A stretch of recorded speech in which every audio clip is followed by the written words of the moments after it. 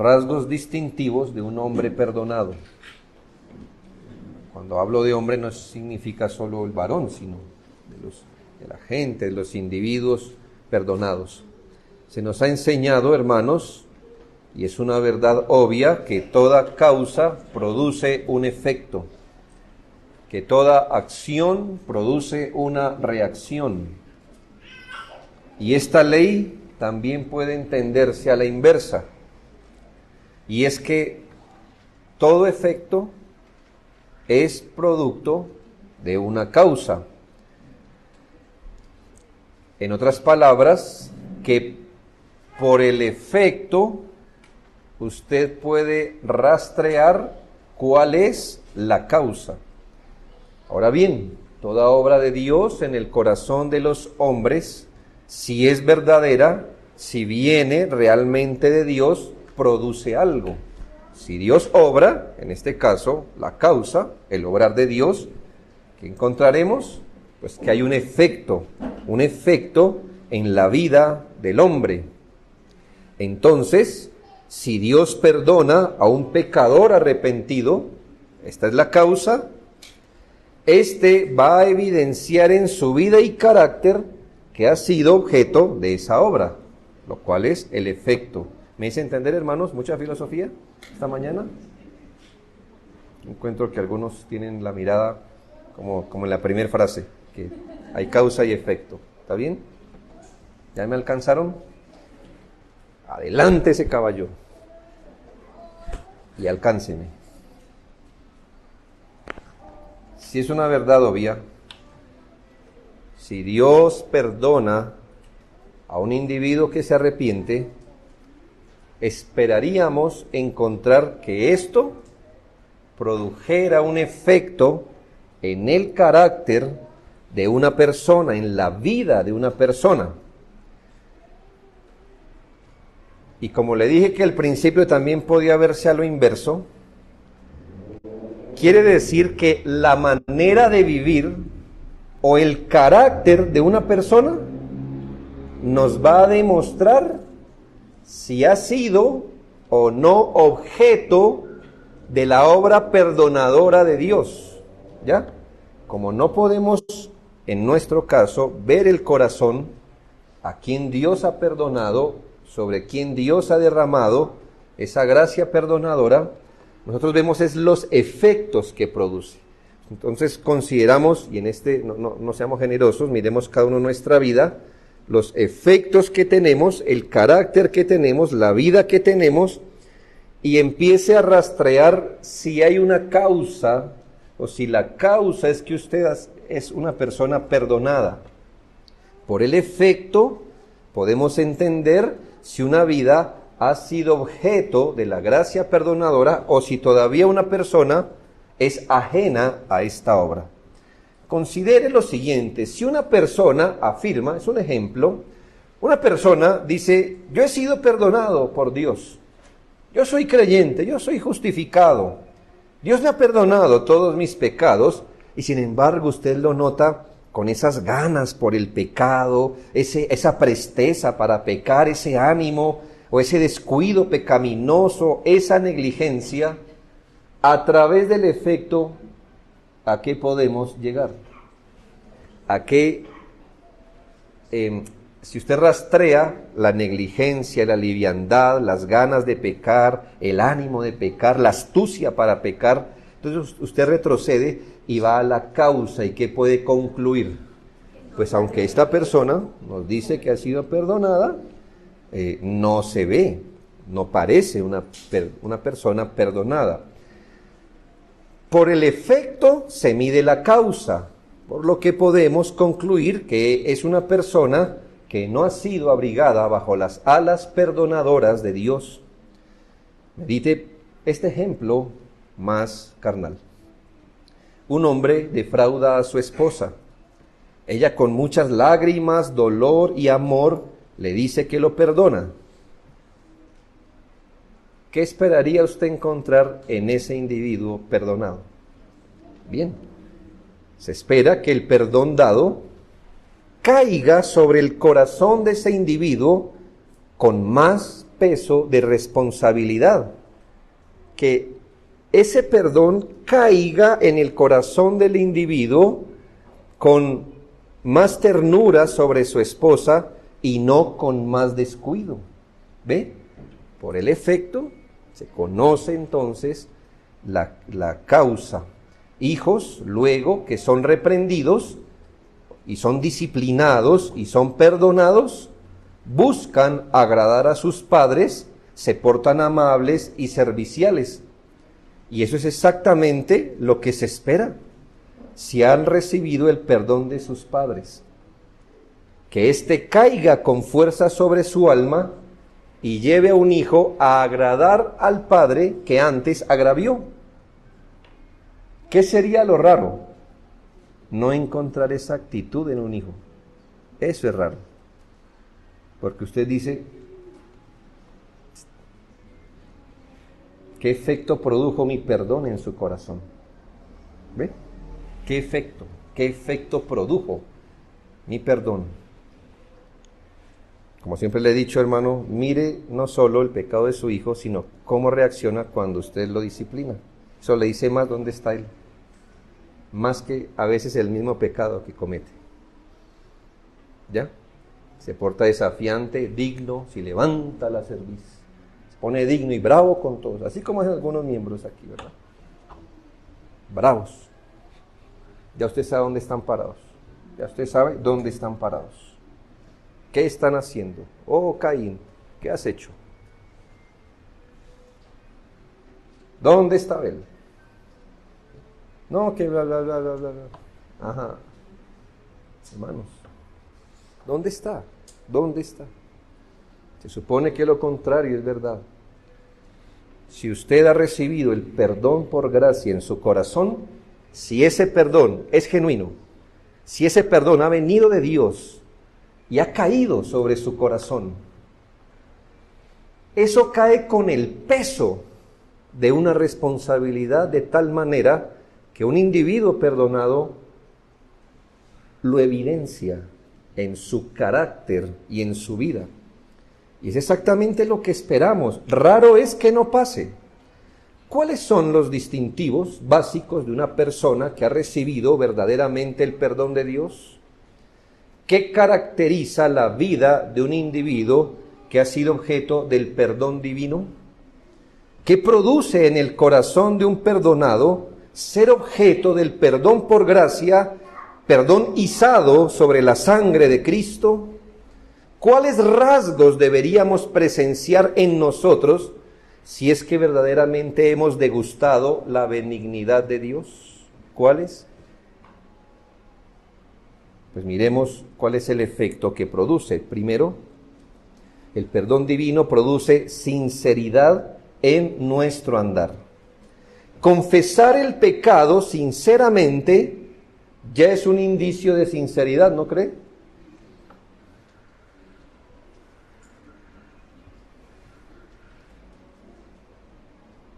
Ya cuando una persona confiesa a Dios su pecado y lo hace sin ocultar nada, sin excusarse, eso ya es indicio de sinceridad. Pero ser perdonado, luego de confesar el pecado, da pie y estimula a la integridad. Cuando una persona es realmente perdonada, el efecto que el perdón de Dios tiene sobre el alma es que nos estimula a ser íntegros. Si el perdón viene de Dios, ¿ya? Si el perdón viene de Dios, si el perdón no viene de Dios, si el perdón viene del pensamiento o de cualquier otra fuente, si el perdón no viene de Dios, el corazón no se estimula a ser íntegro, se estimula a repetir la ofensa, ¿ya? Pero si el perdón viene de Dios, estimula la sinceridad. Un hombre perdonado puede fracasar en varios asuntos, sí. Un hombre perdonado puede tener muchas fallas y sin embargo no tener engaño o hipocresía en su corazón.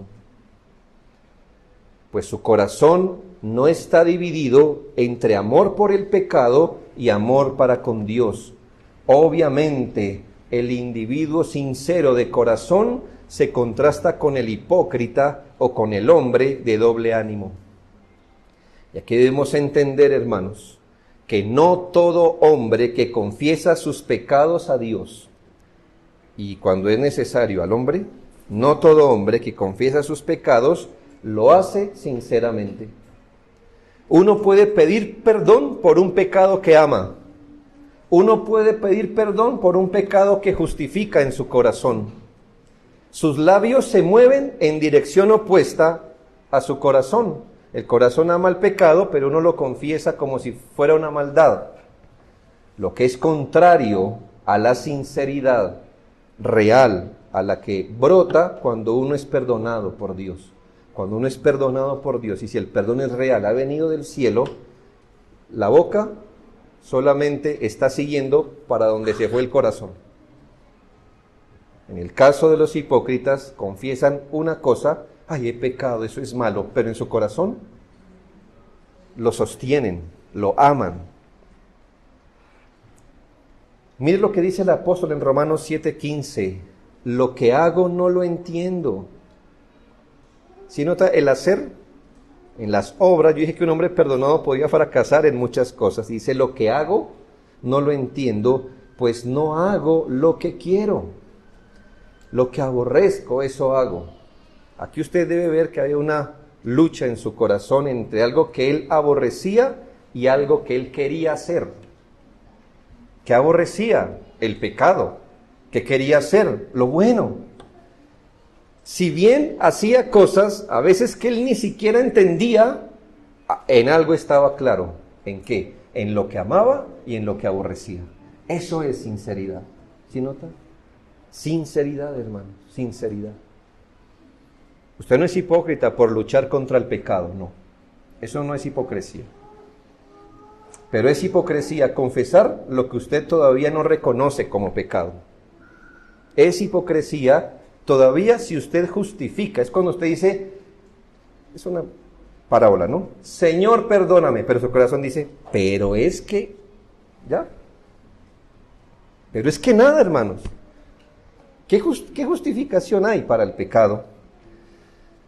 Mientras que el hipócrita se abstiene de hacer y confiesa a Dios un pecado, se abstiene de hacerlo, pero confiesa lo que ama en su alma. Confiesa el pecado que ama en su alma. Él está confesando el pecado que ha perdonado o justificado en su mente, pero que es contrario a Dios. Uno puede pedir perdón sin considerar la maldad de su pecado ni su ofensa a Dios, y eso no es sinceridad. Cuando usted pide perdón y ni siquiera usted es realmente consciente de la falta, hermanos, es como cumplir un requisito.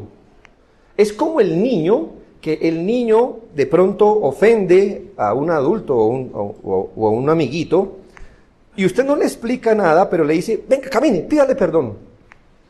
Pues el niño puede decir, Juanito, perdóname. ¿Ve? Usted le puede sacar una confesión. El punto es, ¿él está reconociendo como mala una conducta? No, simplemente usted lo llevó, y si lo amenaza con vara, eso se les da una poesía de perdón, si usted quiere, pero no está consciente de su pecado, entonces no es sincero.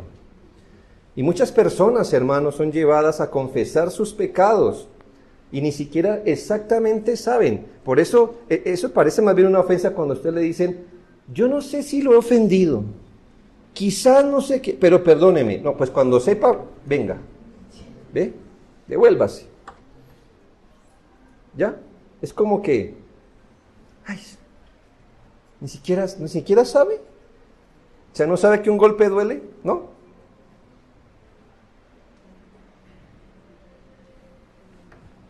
Y a veces vamos a Dios pidiendo perdón así. Algo así como, claro, nuestras palabras ya son bíblicas. Oh Señor, ten misericordia de mí, de mis piedades, borra mis rebeliones, porque he pecado contra ti. Salmo 51, ¿verdad? Lávame más. Pero en su corazón dice, es para tanto, no sé, no entiendo. Hermanos, eso es señal de que el perdón de Dios, el perdón real, no ha caído sobre nuestro corazón. Un hipócrita puede condenar externamente lo que aprueba en su alma. En Romanos 14:22 dice, bienaventurado el que no se condena a sí mismo en lo que aprueba.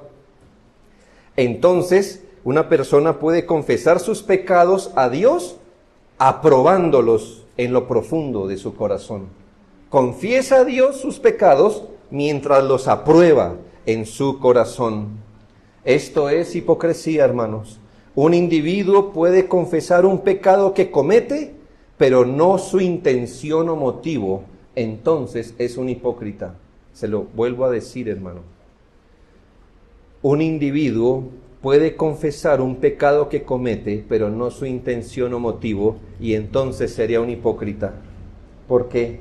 Porque él está más preocupado, es por el acto del pecado, que por la intención o el motivo del pecado. O sea que todavía no se ha desarmado. ¿Ya? Es como los amigos de la primera línea. ¿Ya? ¿Usted piensa que se han desarmado? No. Agarraron otras piedras. Esta vez la ley como sus piedras. ¿Ve? Hermanos,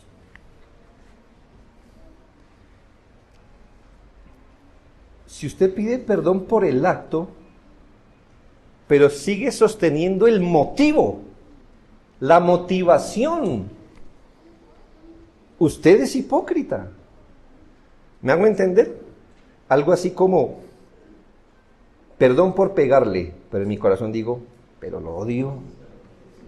¿Me hago entender? Entonces, usted está pidiendo perdón por el acto, que es pegar. Y el motivo que lo llevó a pegar, el odio, lo mantiene, entonces usted es hipócrita. Y ahí se nota que el perdón de Dios no ha caído en su corazón. Porque cuando el perdón de Dios cae en nuestro corazón, hermano, nos quita las armas.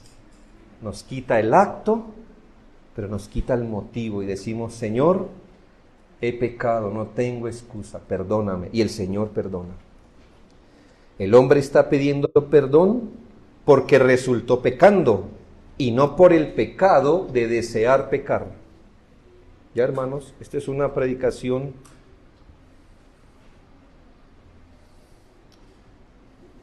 la palabra de Dios dice que discierne el corazón.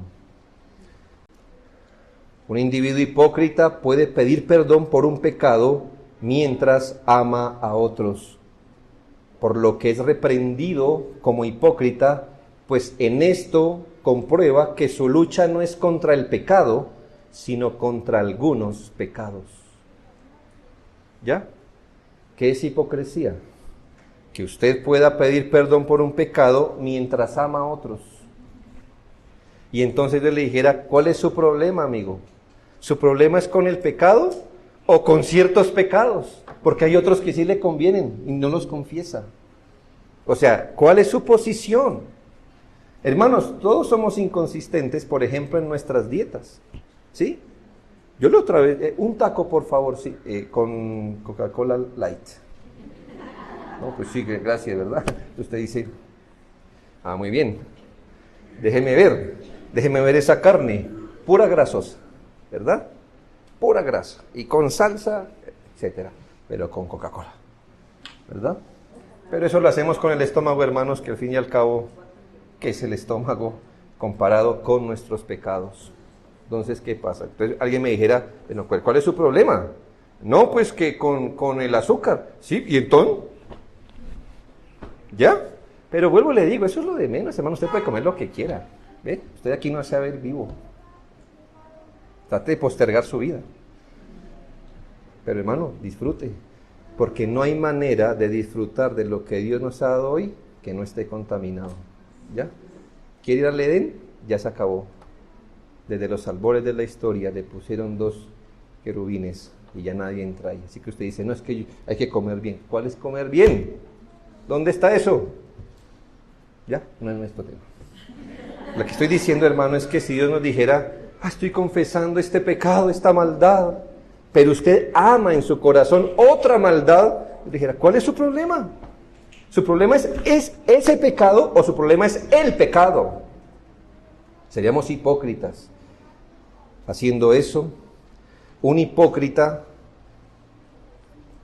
en cualquiera de sus formas, yo puedo seguir hablando de esto, pero un hipócrita en cualquiera de sus formas no puede recibir el perdón. ¿Por qué, hermanos? Porque el perdón solo es alcanzable si hay arrepentimiento verdadero.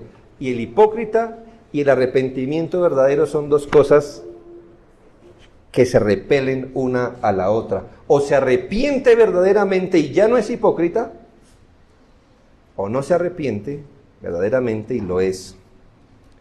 ¿Por qué un hipócrita no puede recibir perdón? Porque está jugando con la gracia, porque pide perdón mientras mantiene su lealtad con el pecado. Luego, en la práctica, resultará jugando con el pecado y con la gracia. En cambio, hermanos, la Biblia nos enseña de los espíritus sin engaño, un corazón sin mezcla, sin pretensiones o excusas para el pecado. Entienda que no es un corazón que no peque, es un corazón que no busca excusas para el pecado, que no está mezclado, que no tiene pretensiones de ser perdonado, aun cuando ojalá se nos permita amar el pecado. Es un corazón que no tiene reservas privadas para con Dios, un corazón que se mantiene firme hacia los principios y la gloria de Dios expulsará cualquier pecado que albergue en su alma, sin justificación, sin amor, sin lealtad a ningún pecado. Donde hay sinceridad, donde hay voluntad y prontitud para obedecer a Dios, la gracia opera y hace morada en un individuo. En Efesios 6:24 se lee: la gracia sea con todos los que aman a nuestro Señor Jesucristo con amor inalterable. Esta palabra inalterable puede traducirse como incorruptible o sincero. Así que la gracia sea con todos los que aman al Señor Jesucristo con amor sincero. Usted puede fracasar en la práctica, pero no puede fracasar en su amor sincero. ¿Me hago entender? Transpórtelo. A veces es mejor sacarlo de abajo, ¿verdad? Yo le pregunto, hermano, ¿qué padre no se ha excedido en fuerza castigando a su hijo? Lo que todos nosotros debemos decir: perdona, Señor, porque aquí me pasé. Pero le pregunto, ¿ama usted a su hijo? Sí, ¿verdad? Usted fracasó en el acto, no en el corazón. ¿Ya lo ve? Bueno, ahora vamos a transportar a nuestra relación con Dios. Hermano, usted puede fracasar muchas veces, torpeza, debilidad, lo que sea, pero la gracia de nuestro Señor Jesucristo sea con los que aman al Señor con amor inalterable, con amor sincero. Que usted de todas formas, hermano, puede decir: Señor, pequé, oh Padre, pero Señor, yo te amo. No quiero hacer esto, me frustra esto.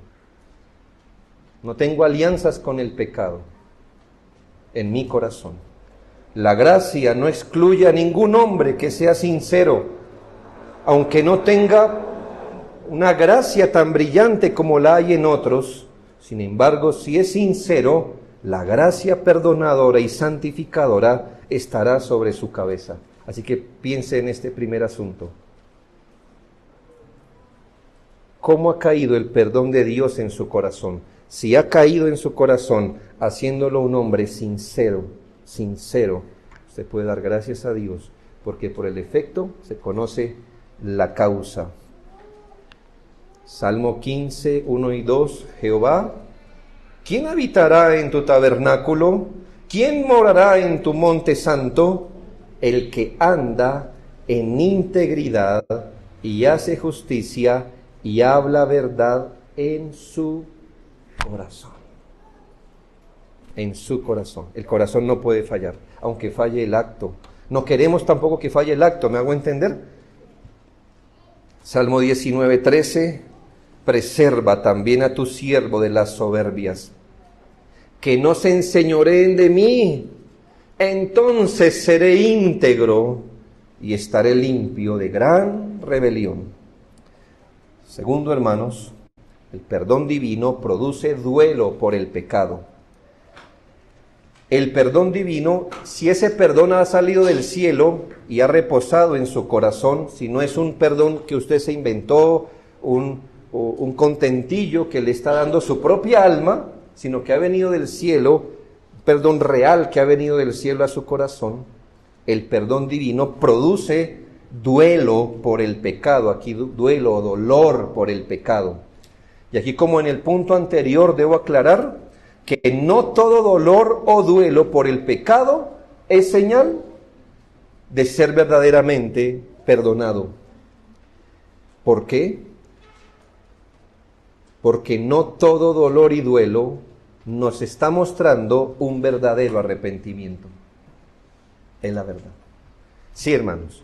El verdadero arrepentimiento tiene que ver e incluye con dolor, con duelo. Pero usted no puede decir que todo el que esté dolido por su pecado es porque ha sido verdaderamente arrepentido y perdonado. Gente puede confesar sus pecados con dolor, claro, pero porque tienen dolor del castigo. Hay lágrimas. ¿Se ha visto a sus hijos a veces?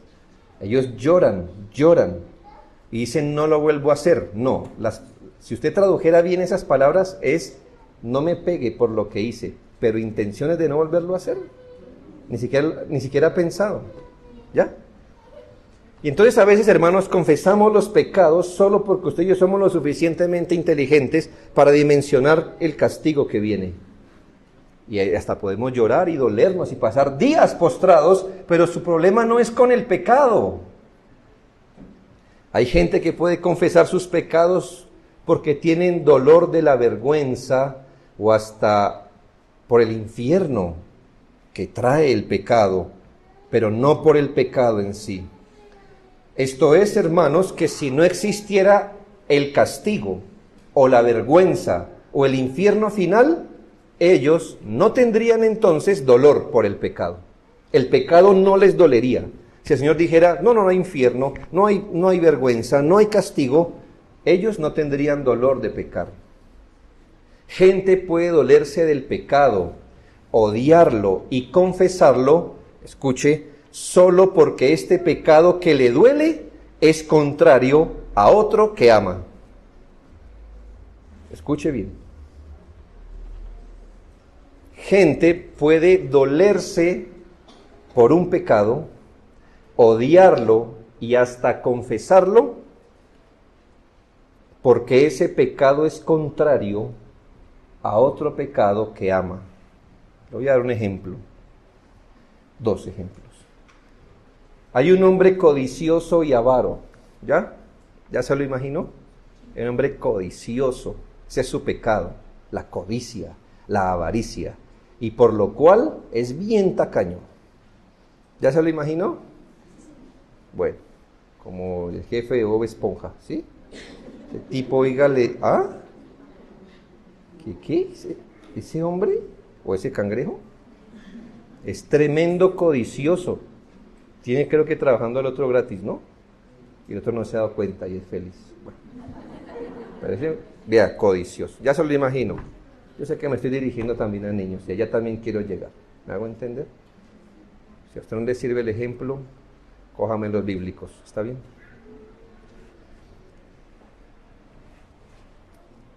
Y ya que ese hombre es codicioso y avaro y ama ese pecado, odia el pecado de la ostentación y el derroche. ¿Ya? Cuando ve a alguien derrochar, cuando ve a alguien estrenar u ostentar, él odia ese pecado. Pero no por el pecado en sí. ¿Sabe por qué odia el pecado de la ostentación? Porque él ama el pecado de la avaricia. Nunca piense que el que usted odia un pecado significa que usted odia el pecado. Usted puede odiar un pecado simplemente porque es contrario a otro que ama. Una persona orgullosa y autosuficiente. Se cree capaz de hacer todas las cosas, ¿sí? Soy disciplinado, soy fuerte de carácter, y se cree autosuficiente, él es fuerte mentalmente, afectivamente. Puede dolerse del pecado de la lujuria esclavizante. ¿Sabe por qué? No porque odie como tal la lujuria, sino que odia verse esclavo de algo que él no puede dominar. ¿Por qué? Porque cuando se ve esclavo de la lujuria, le arde que no sea tan fuerte como piense. ¿Nota usted eso, hermano? Así que ese hombre, cuando se duele de un pecado, ¿es verdadero dolor? No, porque él no tiene su problema con el pecado, sino con ciertos pecados. Quien ha recibido el perdón de sus pecados se va a doler por el pecado. No importa cuáles. No importa cuáles. Un corazón tierno es señal de un estado perdonado. Cuando el pecado nos entristece porque desagrada a Dios, esto es un distintivo de haber recibido el perdón. El amor y perdón de Dios, como un fuego suave, derrite el alma más dura. Las lágrimas que brotan del amor a Dios siempre brotan de la misericordia perdonadora. Dice un hombre, es imposible que un corazón perdonado pueda leer su absolución con los ojos secos. Un perdonado, hermanos, como María, lavará los pies de Cristo con sus lágrimas al recordar que se le ha lavado todo su corazón con la sangre de Cristo. El alma no puede odiar y llorar lo suficiente aquello por lo que Dios ha sido misericordioso perdonándole. Si usted ha recibido el perdón de Dios, ese perdón de Dios en su corazón le produce un dolor real, lágrimas, pero del corazón. ¿Qué hizo María cuando fue perdonada, sino regar con sus lágrimas los pies de Cristo? Nadie que realmente ha sido perdonado puede recordar el perdón de sus pecados sin lamentarse por los pecados que le han sido perdonados. Eso es una muestra de realmente haber sido objeto de la gracia de Dios. El perdón es, en otras palabras, si usted ha recibido el perdón derrite el corazón frío.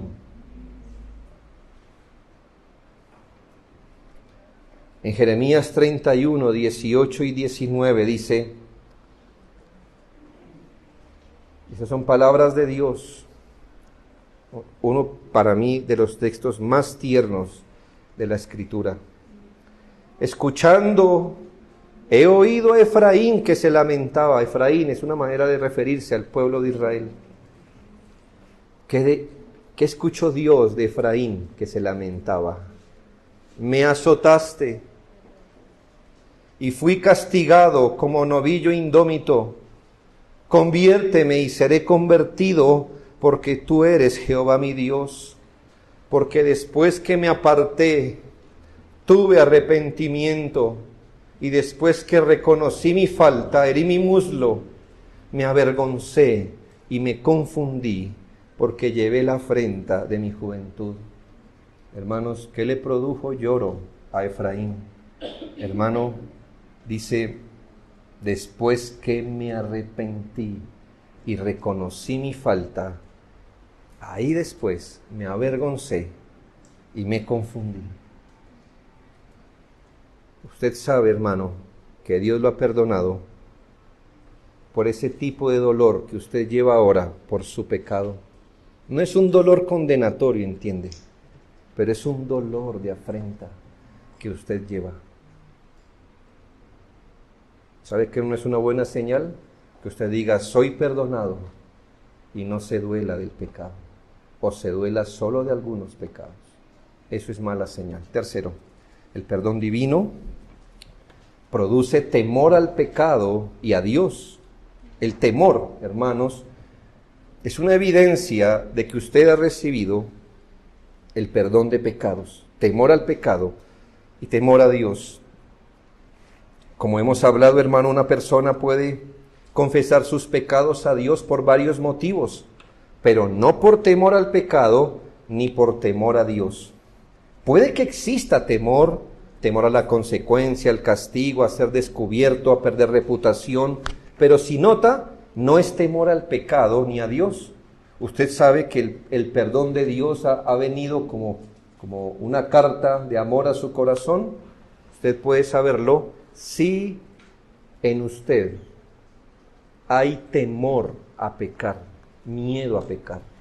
Recuerdo que le preguntaron a nuestros hombres que admiramos de la antigüedad. Un hombre que vivía en una época muy convulsionada, donde hasta peligro de perder la vida había. Y le preguntaron a qué le teme más en la vida. Él le dijo, a pecar. A pecar. Mi gran temor es ese. No es temer a la mancha del pecado, al pecado mismo. Hermanos, el temor de Dios produce temor a qué cosas. Temor a tener pecado, temor al progreso del pecado, temor al engaño del pecado, temor a la ceguera que produce el pecado. Un alma perdonada teme en esos niveles al pecado. Hermano, yo le pregunto, ¿usted qué tanto le temería a un cáncer? ¿Temería a su presencia, verdad? A su progreso, a que no me dé cuenta? Perfecto. ¿Qué le molesta? ¿Cuál es su temor acerca del pecado? ¿Qué es lo que realmente teme? Teme. ¿Por qué teme pecar? Hermanos, deberíamos temer por el hecho de tener ese cáncer todavía viviendo en nuestro corazón. Temer que ese pecado progrese en nuestra vida. Son temores que usted sí debería tener. Y yo.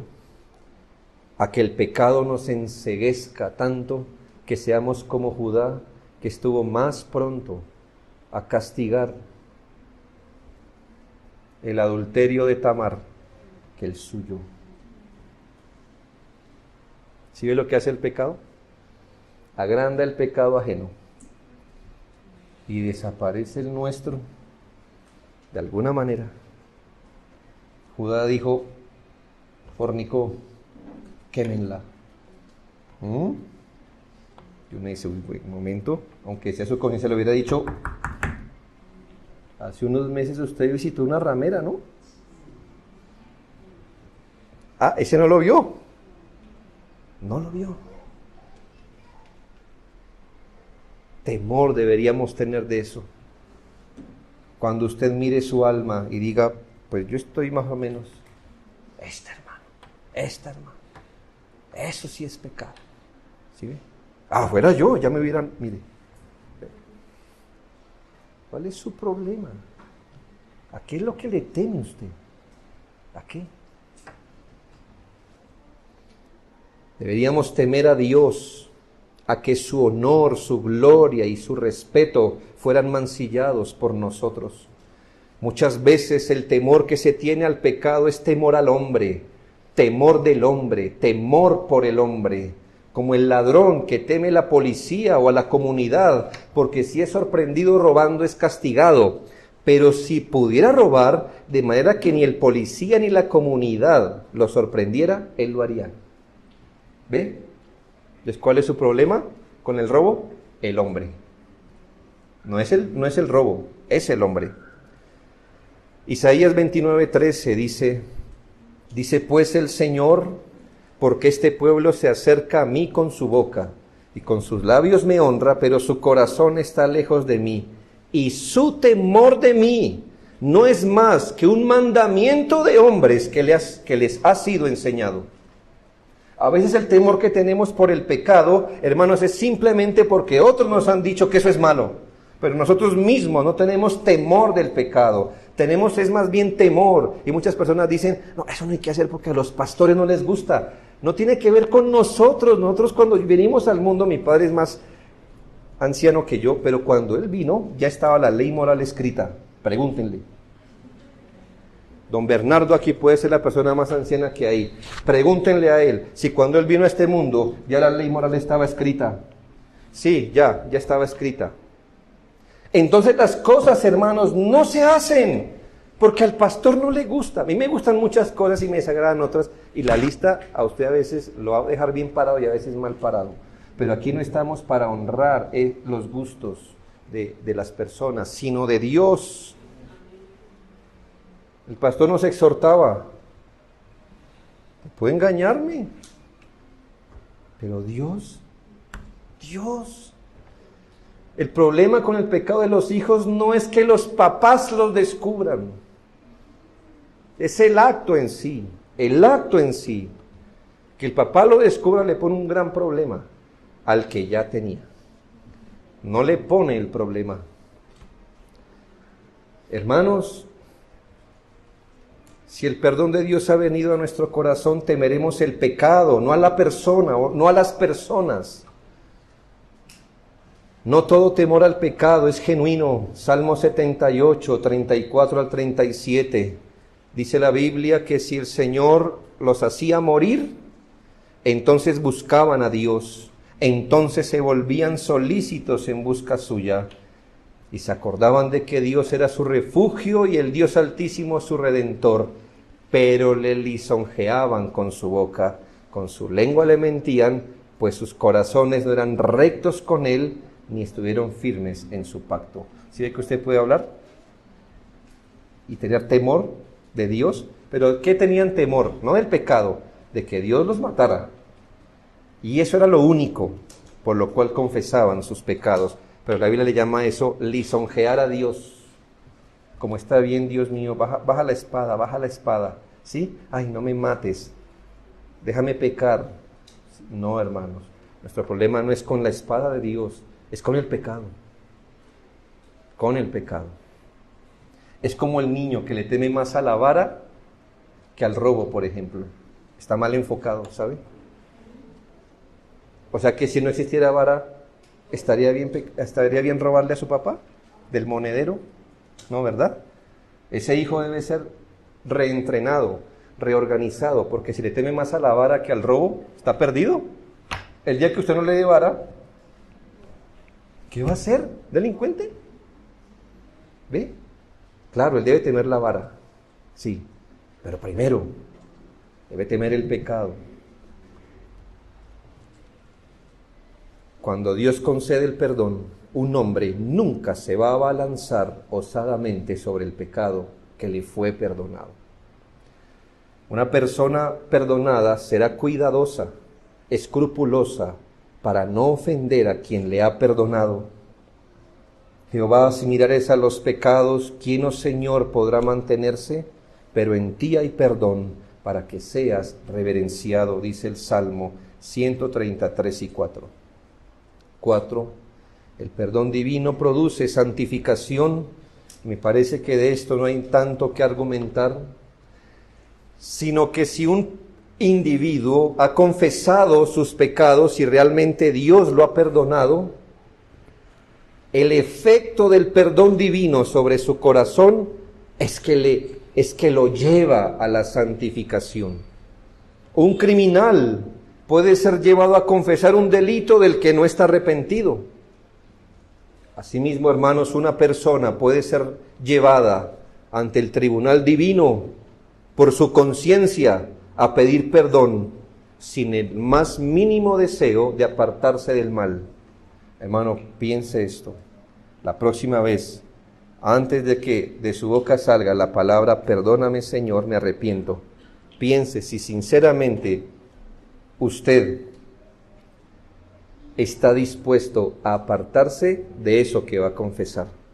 Si no está dispuesto, hermano, cualquier cosa que salga de su boca es pura mentira.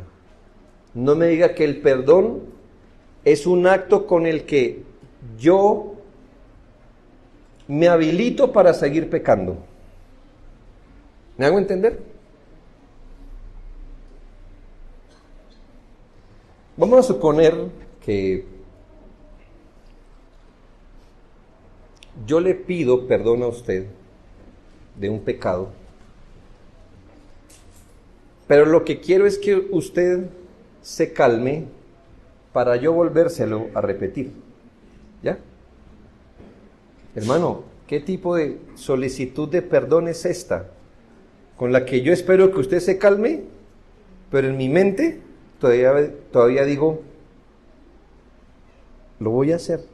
De hecho, lo que quiero es que se calme para volvérselo a repetir. Piense esto, hermano, ¿qué tipo de solicitud de perdón sería aquello con que le pedimos perdón a Dios de un pecado del que no estamos dispuestos a apartarnos? Solo, por decirlo así, para resetear nuestra cuenta, para limpiar nuestra conciencia y seguir pecando con la conciencia de que al menos no estamos acumulando tanto, ¿verdad? Porque cada rato vivo pidiendo perdón. Entonces, hermano, es como el que deja de desayunar solo para tener campo en el estómago, para ser glotón el resto del día. Entonces es el que pide perdón y en su mente dice, ya, pedí perdón, cuenta en cero, para poderse dar a los pecados. Hermano, buscar el perdón divino sin las intenciones de abandonar el pecado que se confiesa, sin las intenciones de abandonar el pecado que se confiesa, sin las resoluciones de abandonar lo que se está confesando, es hipócrita. Es no saber lo que procura el perdón. ¿Qué procura el perdón? No solo la absolución, sino la comunión con Dios. Por eso pedimos perdón, porque el pecado enrarece nuestra comunión con Dios. Por eso preguntamos, ¿qué tipo de perdón es aquel que me deja en el pecado que estorba mi comunión con Dios? No, lo que yo busco es comunión con Dios. Así que si yo pido perdón, pero dejo el pecado ahí en medio, ¿qué tipo de solicitud de perdón es este?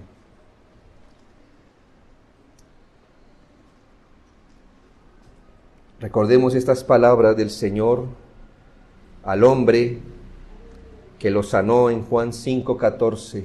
Después le halló Jesús en el templo y le dijo, mira, has sido sanado, no peques más, para que no venga alguna cosa peor. ¿Cuál es la exhortación de Dios para el que ha sido perdonado? ¿Ha sido perdonado? No peques más. ¿Qué le dijo el Señor a la adúltera en Juan 8:11? Entonces Jesús le dijo, ni yo te condeno, vete y ¿qué? No peques más.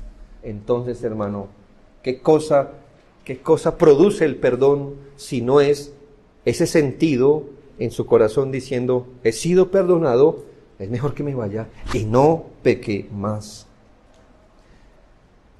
Primera de Juan 3:3, y todo aquel que tiene esta esperanza en él se purifica a sí mismo como él es puro. Quinto, el perdón divino produce amor profundo a Dios y a Cristo. Hermanos, es pura lógica, ¿no cree?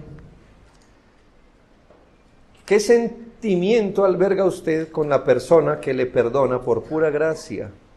En este caso, Dios, nuestro Señor también. Hermano, si usted ha recibido el perdón de Dios, no hay manera en que usted no resulte amándolo más, guardando un mayor afecto. ¿Sabe, hermano? Le doy un consejo cuando su corazón esté así bien frío para el devocional. Empiece la oración así. Señor, vengo aquí dando gracias por tantos pecados que me has perdonado.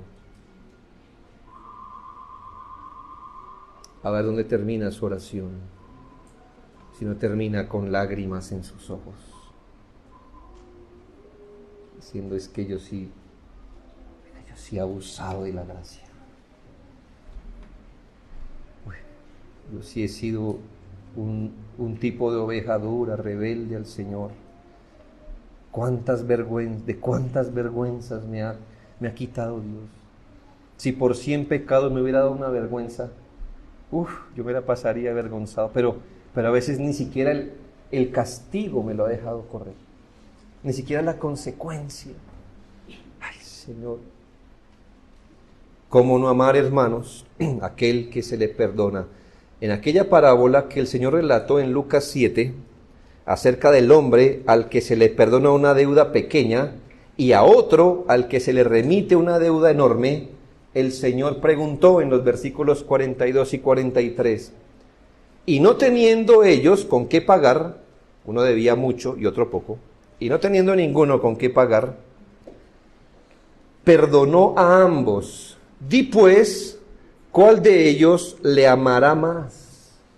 Respondiendo Simón dijo, pienso que aquel a quien perdonó más. Y el Señor le dijo, rectamente has juzgado, porque ¿qué es lo más lógico, hermano? Que al que más se le perdona, más ama. ¿Usted cómo sabe que el perdón que usted cree tener no ha venido del cielo? Porque usted no ama más. Porque su amor no crece. Su amor a Dios no crece. Se quedó ahí. ¿Sabe? ¿Cómo usted sabe que el perdón ha salido del cielo como una carta de amor a su corazón?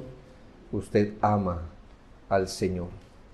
Un distintivo y efecto de aquel que es perdonado por Dios es que ama más al Señor, su amor se acrecienta por Él, su afecto se agranda por quien ha remitido sus pecados en misericordia y gracia. Más adelante, en el versículo 47, el Señor dice, aquel a quien se le perdona poco, poco ama. Y entendemos, hermanos, permítame esta ironía, y entendemos por qué algunos parecen amar tan poco a Cristo.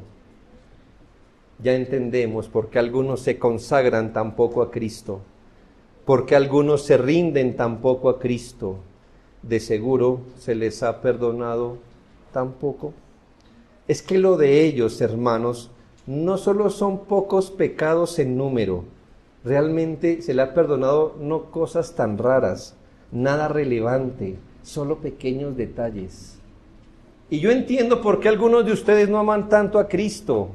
Es más, algunos de ustedes no parecen ni tener amor por Cristo, y los entiendo. Es que si fuéramos personas tan rectas como usted, si fuéramos personas tan piadosas como usted, tan morales como usted, ¿por qué amaríamos a Cristo? Déjenos el amor a Cristo, a los que entendemos, y el Señor nos ha hecho ver cada una de nuestras miserias y nos humilla constantemente. Deje el mayor amor para aquellos que no somos nada en el mundo. Para los que usted sí nos acerca y nos dice, usted es pecador, le diríamos, amén, sí Señor. Mi lista es más grande que la suya que usted tiene. Usted me tiene una lista de 100 pecados, la mía va por 4 o 5 cifras, así que no se preocupe por eso. Ya entendemos por qué algunos no llevan la cruz. ¿Qué se les ha perdonado? Pequeñas debilidades de carácter.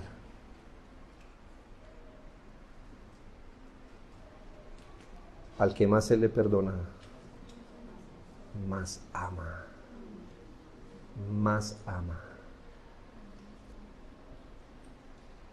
Ciertamente Él derramó su sangre para la remisión del pecado, para que los perdonados estemos dispuestos a derramar ahora, no nuestra sangre, sino nuestro amor hacia Él. Y finalmente, hermanos, el perdón divino produce misericordia hacia los demás. Se deriva fácilmente. Se da por sentado que los perdonados perdonamos o tratamos con misericordia a los demás. En la oración emblema del Señor dice, y perdónanos nuestras deudas, como también nosotros perdonamos a nuestros deudores. ¿Usted se da cuenta? Esta frase no es una orden. ¿Ve que no es una orden? No es un imperativo. Dicen, no hermano, simplemente es una declaración, es decir, se da por sentado que recibir perdón y darlo va unido. Nadie tratado con gracia podrá, a limpia conciencia, tratar a otros con el rigor con que no ha sido jamás tratado. Nadie. A limpia conciencia, piénselo. Nadie a limpia conciencia podría tratar a otro con el rigor con que Dios no lo ha tratado a él. Y en esto, hermanos, debemos sí ser exhortados.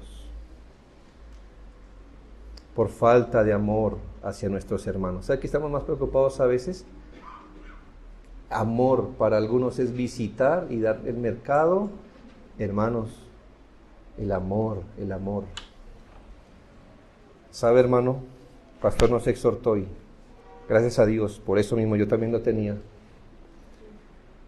En una iglesia, hermanos, todos nos tratamos como inocentes hasta que se nos demuestre lo contrario. Y no nos tratamos sobre la base de la culpabilidad hasta que demostremos nuestra inocencia. ¿No dice la Biblia que el amor todo lo cree? Hermanos, yo prefiero seguir siendo herido todas las veces, pero creer en lo que usted me dice, porque yo prefiero ser traicionado que desconfiado. Porque en mi Biblia el amor no sospecha, en mi Biblia el amor lo cree, y le voy a creer siempre que usted venga. No soy ingenuo, pero si usted viene le creo. Lo que hemos hecho, hermanos, a veces somos sospechosos. Yo les he enseñado, hermanos, lo voy a seguir enseñando. No lo recomendamos, no recomendamos aquí a nadie a pecar, no lo vamos a aplaudir por pecar, pero en nuestra iglesia todavía se puede pecar. ¿Entiende lo que le digo?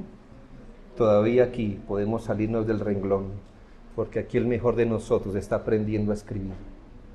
Y a veces, hermano, el gran problema, a veces no es ni siquiera que usted se salga del renglón, es lo que hacemos con el hermano que se sale del renglón.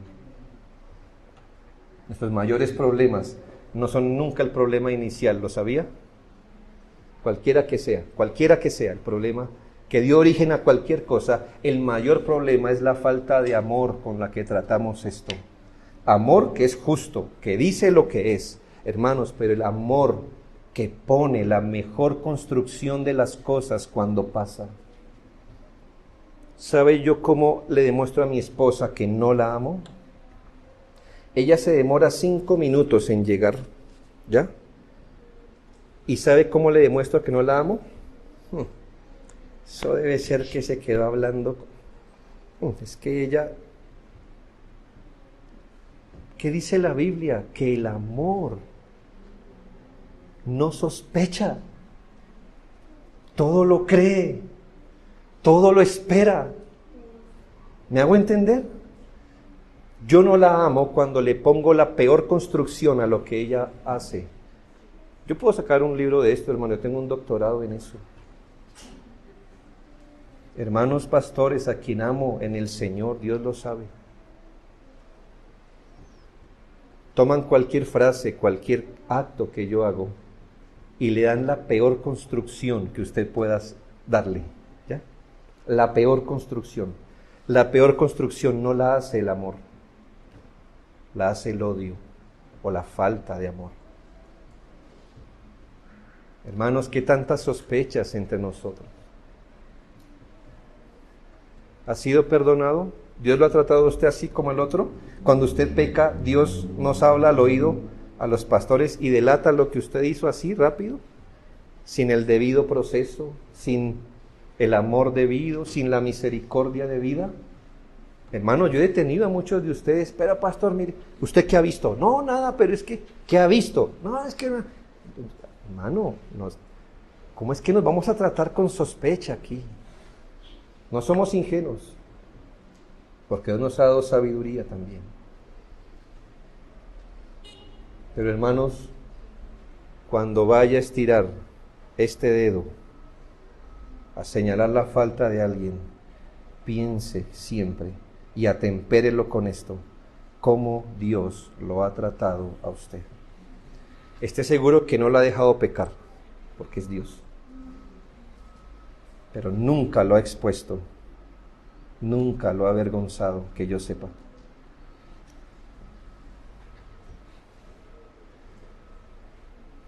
Entonces, llamándole el Señor, le dijo: siervo malvado, toda aquella deuda te perdoné, porque me rogaste.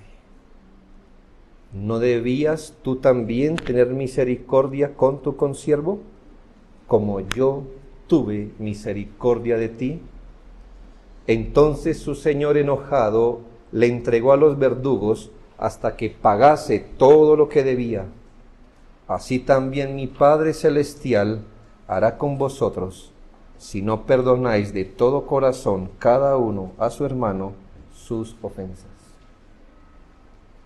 Conocemos la causa por el efecto que produce. De manera que si sabemos, si el Espíritu de Dios ha extendido el perdón de Cristo a nuestro corazón, producirá sinceridad en nuestro andar, duelo por el pecado, temor al pecado y a Dios, mayor santificación, amor profundo a Dios y a Cristo y misericordia hacia los demás. Si estos rasgos no aparecen, entonces podemos saber que el perdón no se ha extendido en el alma. Tenemos un consuelo falso, una certeza mal fundada. Si bien, hermanos, es posible que algunos de estos distintivos no aparezcan en nuestra vida en su plenitud, sabemos que hemos recibido del amor de Dios si están allí. En esto consiste el amor, no en que nosotros hayamos amado a Dios, sino en que Él nos amó a nosotros y envió a su Hijo en propiciación por nuestros pecados. Pero ahí no acabó. Dice, amados, si Dios nos ha amado así, debemos también nosotros amarnos unos a otros. Oremos.